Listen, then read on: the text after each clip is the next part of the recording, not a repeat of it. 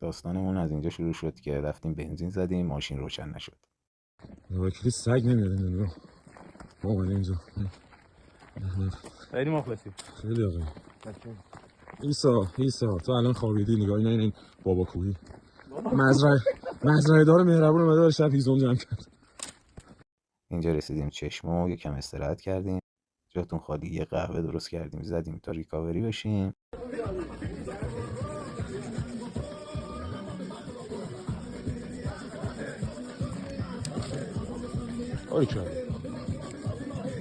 خدا قوت. بفرما. شف کوتی. Yes.